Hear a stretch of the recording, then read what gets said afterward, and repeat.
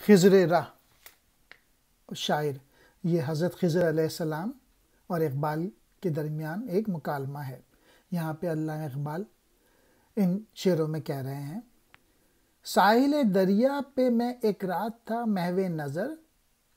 گوشۂ دل میں چھپائے ایک جہان اضطراب، شب سکوت افزا ہوا آسودہ دریائے نرم سیر، تھی نظر حیراں کہ یہ دریا ہے یا تصویر آب، جیسے گہوارے میں سو جاتا ہے طفل شیر خوار، موج مستر تھی کہیں گہرائیوں میں مست خواب۔ علامہ اقبال جو ہیں وہ رات ساحل پہ گھوم رہے تھے، اور اس وقت ان کے دل جو تھا وہ بہت ہی بے چین تھا، اور رات جو تھی وہ بہت خاموش تھی، اور ساحل بھی بہت ہی خوشگوار تھا، اور نرم ہوا چل رہی تھی دریا میں۔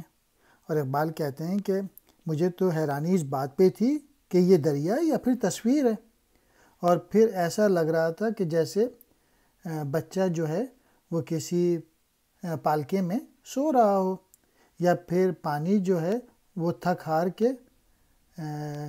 وہ بھی سو رہا ہو۔